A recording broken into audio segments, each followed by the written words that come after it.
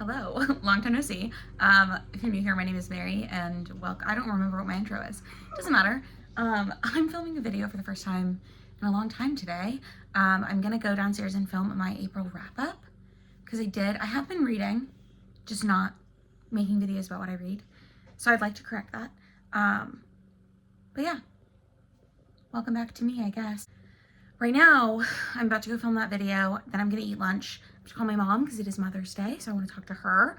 And then I think I'm gonna go to the library to return the books that I got in April and maybe pick up some things that I'm hoping to read in May. It is May 10th, but it is what it is. So I'm gonna go ahead and do that wrap up really quick, and then we'll see where the vlog takes us. Hello, it's Monday. I'm about to go get ready for bed, but I thought I would update the vlog really quick, because I have started to reread House of Hollow by Krystal Sutherland. I've been doing a lot of rereads lately. I don't really know why. I've just been like in the mood to reread stuff, I guess. But this is a YA fantasy book. It's set in the real world, so it's like urban fantasy, I guess. But the premise is that these three sisters, Iris, Gray, and Vivi, when they were small children, were on a vacation with their family in Scotland, and they went missing, and then they were returned like a month later, 2 weeks later, something like that, and they were different. So like their hair had turned white and their eyes had turned black, but other than that, they were like pretty much the same. They're just very strange because of this event. And then in the present day, one of the sisters, I think, goes missing again, so the other sisters have to team up to find her. Again, I've just started rereading this, and I have not reacquainted myself with the premise, but I really liked this book when I read it a few years ago. I think I read it in 2021, I want to say, or 2022. I think I was in law school still when I read it, but anyways, I'm rereading that. I'm enjoying it. I also have a Stephen Graham Jones book. So I read Buffalo Hunter this year, and I loved it. The audiobook for The Only Good Indians has a waitlist still, but I did get the physical from my library, so I have that to read. I have not started reading it. To be honest with you, all I've really wanted to read recently, like when I read with my eyes, is usually when I'm going to bed, and all I've wanted to read is heated rivalry fan fictions. That's all I've really been reading, which is fine, but like not ideal for my reading goal. I think I'm like 26 books behind my reading goal for the year. I've talked about this before too. I don't really like care that much about that. I tend to, I put it every year as one book higher than the year before. So for the last 2 years, it's been 207 books because I've read 206 books for the last 2 years. And this year it's 207. We'll see if I get there. I've read 48 books so far this year. 49, actually. I finished a book today. I wasn't really going to talk about it much. It was another parenting book called Hunt, Gather, Parent. I didn't like it that much. Most of them I haven't liked that much. My dogs are barking, so I think I have to let them in now. Hold on. Murph! What are you doing? Hi, Marvel. Hi, Murph. Hi, what are you sniffing? I love you. Oh my goodness. Anyways, they're the same as always in case you missed them. Marvel's 13 and Murphy is 8. And that's that. I don't remember what I was talking about before I did that.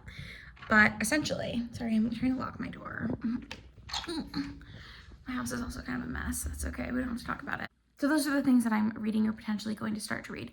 The Only Good Indians came out several years ago and I just never got around to reading it. But again, I read another Stephen Graham Jones that I really didn't like, the one that has Jade in it. It's like the slasher one where there's like a lake and the girl's obsessed with like slasher movies. I don't remember what it's called, but I really didn't like that one. So I was hesitant to try anything else by him. And then I read Buffalo Hunter this year. And it's like a vampire story, kind of. But I loved that one. I gave it 5 stars, thought it was incredible. So I'm hoping that The Only Good Indians is good. I'm pretty sure it's about a group of Native Americans who are like, I think it's teenage boys, and they hunt in the off season and kill something they're not supposed to kill. And then something like there's a curse or something. I don't really know, but I'm excited to potentially read that at some point. But yeah, I've been reading a lot of heated rivalry fan fiction, and I'm not like upset about it again, but I would like to read actual books that are on my TBR. So that's what I'm reading right now. I will let you know when I have other updates at some point soon. I might be going to St. Louis this weekend because my husband wants to go see a baseball game, so we might be doing that. And I will let you know other updates as I have them. Hello, it's Friday morning. I'm getting ready to go to work, but I thought I'd update this vlog first because I haven't updated it in a while, and I do have some progress to talk about. So I don't think I talked about House of Hollow after I finished it, but I did finish my reread of House of Hollow. I've already talked about what it's about. I love this book. I think it's so like dark and creepy. I love the sister relationship explored in the book. I love the like almost portal fantasy aspect of it. If you read The Hollow Places by T. Kingfisher, it's a similar portal fantasy vibe. That's more cosmic horror, but this one does remind me of it. And also the like fantasy vibe kind of reminds me of if you read the Mariana Enriquez book that I read last month. What is it called? I don't remember, but if I can remember, I will put a picture here. If you read that book, there's parts of that book that are like in a similar fantasy thing. So, yeah, but it's really good. I liked it. I know the first time I read it, I wasn't really sure what to expect from it. And so I'm glad that I reread it knowing what was coming, I guess. But I had a great time with that one. Then 2 nights ago, I did start physically reading The Only Good Indians. And then yesterday, my hold came in for the audiobook. So I've been listening to it, which is good because I read like 60 pages the first night and I was enjoying it. But I just like, I can only physically read a book for a certain amount of time a day. And I can sort of listen to audiobooks as I go about and do my life. So I just get a lot more reading done when I have an audiobook. But I'm almost finished with that now. I'm like 80-something% of the way through. And I will say there's a lot of animal death in this book. So I think I've talked about what it's about. It's this group of Native American guys who, when they were in their early 20s, they hunted when they weren't supposed to. And now they're like the elk that they hunted are getting revenge on them, basically. To be honest with you, I don't know if I'm loving it. Like, I'm definitely not loving it. I don't know if I even really like this book. There's a lot of animal death. There's a lot of dog death. I have dogs. It's hard for me to read. I know that that's like maybe silly to some people, but like it really is difficult for me to read like graphic animal death. So that's happening. It's well written. Like I just don't know that Stephen Graham Jones in general is a writer that like I get along with. And also I'm gonna have to do more research about like what they allegedly did, because it doesn't actually sound like they did anything really wrong. Like I was expecting there to be like this big thing that they really fucked up, but it doesn't really seem like there is. So I don't know. That being said, I'm gonna make myself a coffee because I haven't had coffee yet today. Usually my husband makes coffee for us in the morning, but today he had to work on site, and when he works on site, he has coffee at work, and so he doesn't make it at home. So when I woke up to get ready for work, there was no coffee made, so I had to make my own coffee, which is just, I'm just spoiled. It's very dramatic. But I made the coffee, I got ready. I usually am like drinking my cup of coffee while I get ready. I can only have 1 cup of coffee a day these days, but I'm only supposed to. It's not the end of the world. Every time I do something I'm not like supposed to do, I remember that people smoke crack cocaine while they're pregnant and they're fine. So obviously I'm not doing that, and I feel better about myself. Like every time I've seen things that are like, you're supposed to eat healthy and like 3 square meals a day or whatever it is. Every time I have like a cookie, yesterday I had dinner, and then after dinner I had pancakes. I don't know. But again, like everything's fine. I'm fine. We're fine. But I'm gonna have my cup of coffee now. I'm gonna go to work. I'm gonna hopefully finish this book, and then I will let you know what I'm reading this weekend. I mentioned already we're going to St. Louis this weekend. I packed my bag last night, so I will be ready to go when we leave. And the plan right now for St. Louis, we're doing brunch on Saturday, and then we're going to the Royals versus Cardinals game, which will be good. It might rain, so I'm hoping it doesn't, but I need to bring my rain jacket in case it does. That's something I have to remember to do. I'll go grab that really quick and put it on top of my bag. But that's where I'm at. I will hopefully vlog a little bit while I'm in St. Louis. I don't know that we're going to do anything like too crazy, but it'll be fun. I don't know. Okay.